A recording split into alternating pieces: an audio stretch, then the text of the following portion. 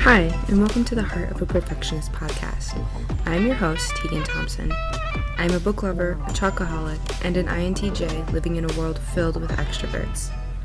I made this podcast to share my experiences and struggles as an introverted perfectionist, and to bring the inner workings of an introvert's mind to introverts and extroverts alike. So grab a cup of tea and get comfortable.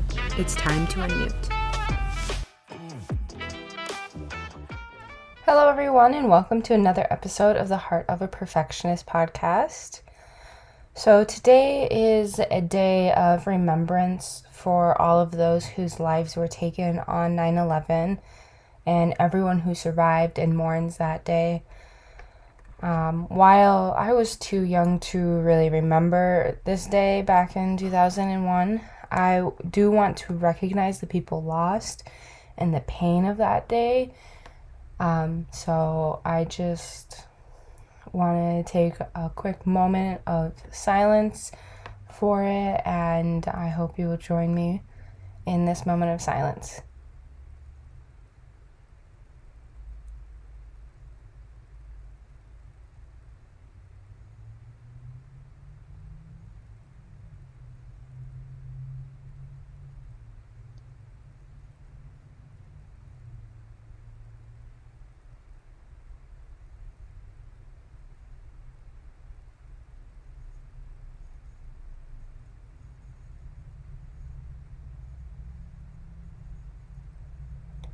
Okay, thank you for joining me in that moment of silence. So this week, I thought it would be important to discuss some of the components that make up mental health, since I will kind of be shifting towards talking more about mental health in my episodes each week. And how you take care of and how you engage in these different components can shift your mental health to either healthy or to unhealthy. And so I think it's really, really important to talk about the things that can make up and affect your mental health so that you can be aware of how to better engage with them and take care of them.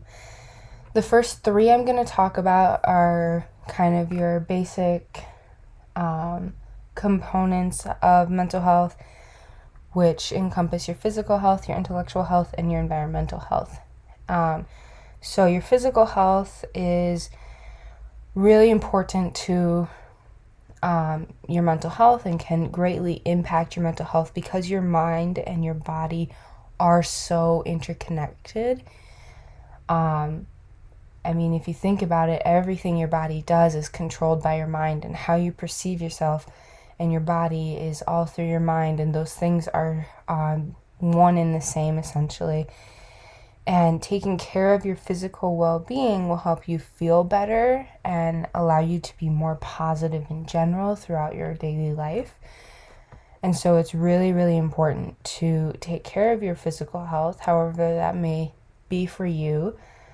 Whether that's exercising, eating healthy, meditating, maybe go on daily walks or yoga, however you see fit, in a way that takes care of your physical body, but also is helpful in taking care of your mental well-being as well. So you don't want to push yourself to do something that you don't like or enjoy, because that will negatively impact your mental health, even if it does positively affect your physical health. So just being aware of what are some of those things that you like to do. Do you like to go biking? Then go bike. If you don't like biking, then don't force yourself to do it. I think that's a really important thing. I hate running, and I will always say that, because I know that I personally do not enjoy it. It's like torture to me, and I'm used to try to force myself to like it, and I'm like, no, it's just not for me. There's other things I enjoy, and I would rather participate in those types of things because they make my body feel good afterwards, and they make my mind feel good too. So find what you enjoy and do that. And the second thing is your intellectual health.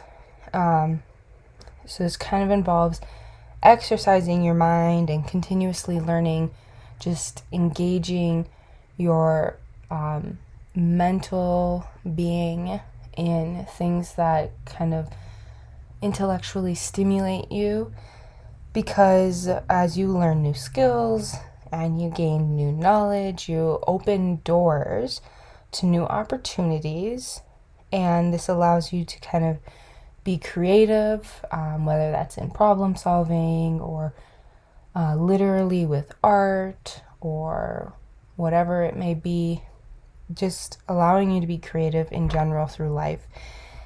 And that's really important, because when you feel creative, when you feel stimulated mentally, and you feel good about yourself intellectually, you're going to feel good about yourself mentally as well. And then the next one is the environmental health.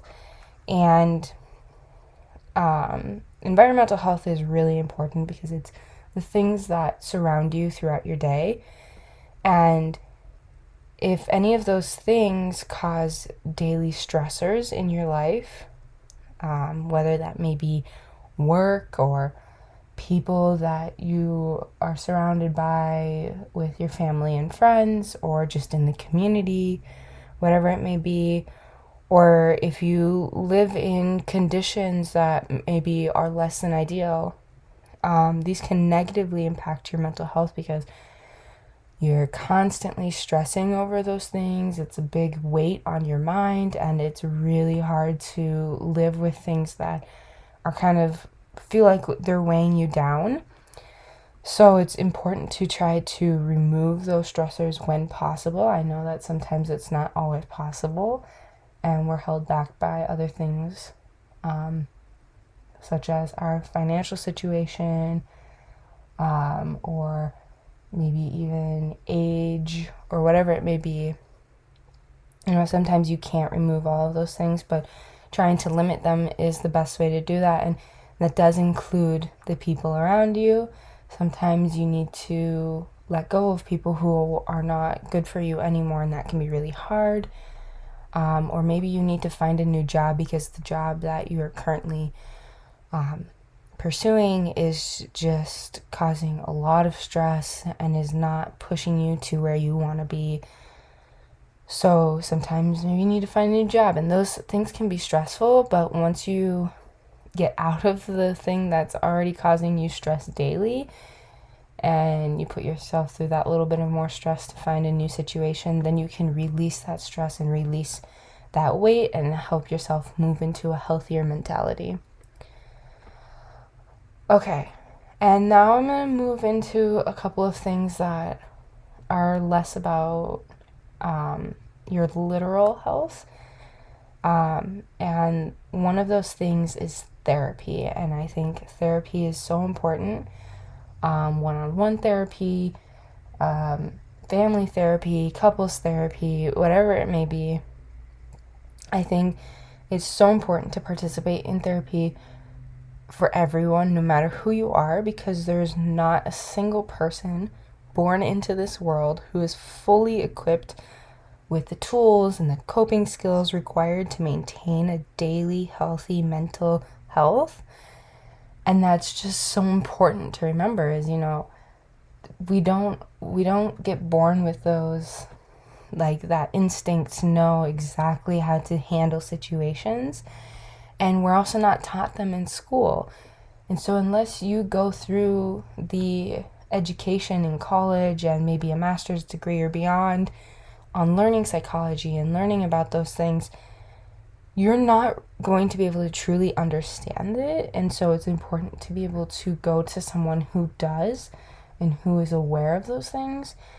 And additionally, therapy provides that objective perspective that allows therapists to kind of see patterns in your life and give you helpful advice so that you can remain regulated in your mental health and in your daily routine, so that when things come up, when a stressful situation happens, you know how you can approach that and how to handle that appropriately and healthy so that you can deal with it straight on and move past that so you can continue to grow. Another thing is having a support system, and your support system can be made up of whoever you want it to be, whether that's friends, family, coworkers, therapists, counselors, mentors, peers, literally whoever you wish it to be, even your pets, like anyone, anything can be a part of your support system. And it's really important to have a support system, because if you isolate yourself, you kind of create these burdens and these weights on yourself that prevents the self-expression that you need and the ability to kind of go to other people in times of stress or crisis or need. And it's just so important to recognize that you are not alone. You don't have to deal with these things alone. That there are people who love you and care for you and want to help you. And if you don't go to them, if you don't share the things going through your mind or going on in your life, you can't expect them to know these things without you telling them. And so they can't help you. So if you want people to support you, you need to also be willing to be open about those things. And I know it can be hard, but the more you practice it and the more you go through it and do it, the easier it will get. And you will realize that there are people who love you and people who you can trust with kind of those really intimate things in your life. So it's really, really important to have that community of support, love, and healthy relationships, because that is really, really essential to maintaining a healthy overall well-being. Kind of going along with that is setting boundaries. Being able to set healthy boundaries and learning how to say no, and then following through with those boundaries that you've set for yourself is so important for safeguarding your mental health and your mental well-being. Because when you set those boundaries, you tell people that this is what you will accept, and you're not willing to be treated anything less. And that's so important, because when you kind of let people push your boundaries, they're going to keep pushing and pushing and pushing and pushing until there are no boundaries and they kind of have control over you. They can ask you to do whatever and you're not going to be able to say no because you're afraid or whatever it may be. So it's really, really important to practice setting boundaries with the people around you. And it's really important to set those boundaries as early on as possible, because the earlier you set them, then the less likely it is for people to try and cross those boundaries with you. And it allows those people around you to be aware of them so that they don't go past them. I talk a lot about setting boundaries in episode 36, where I talk about people pleasing. So if you want to learn more about that or hear more about that, you can listen to that episode, or you can do your own research too. But I just think setting boundaries, practicing setting boundaries, saying no, it's so, so important in maintaining a healthy mental well-being.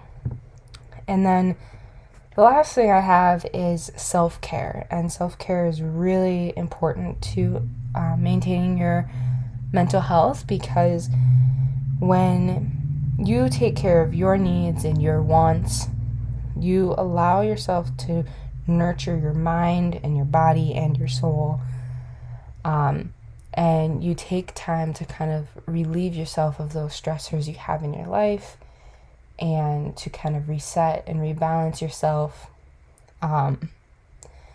In a way, it's kind of like meditation, but in many different forms.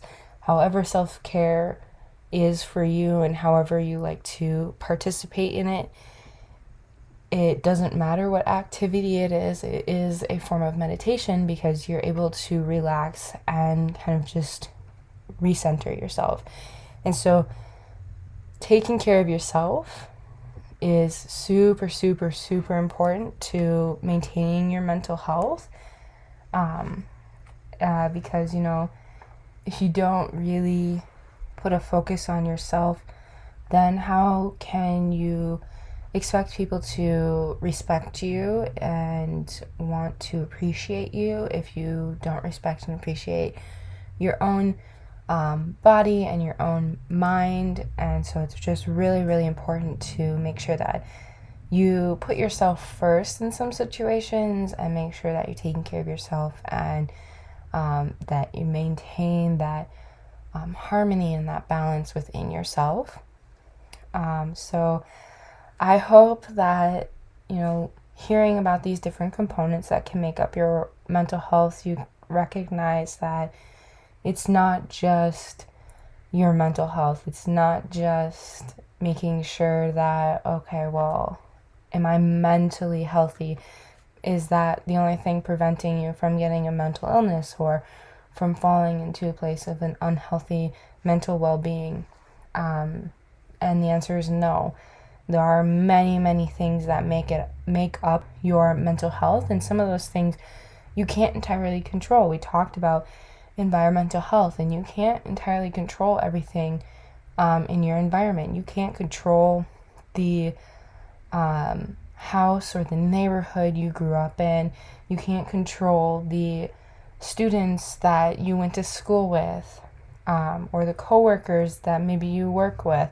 You can't control some of those things, and it's really hard to find a way to remove those things that are causing you stress. But it's important to recognize that the things that you can limit, you should try to limit, and that you can't limit everything, and that's okay. That's why it's important to seek out advice and have a support system so that you can cope and find balance within those things. So thank you so much for listening to this week's episode of the Heart of a Perfectionist podcast. If you enjoyed this episode or if you learned anything new, please go share it with a friend. And as always, have a good weekend, and I look forward to seeing you guys again next week on the Heart of a Perfectionist podcast.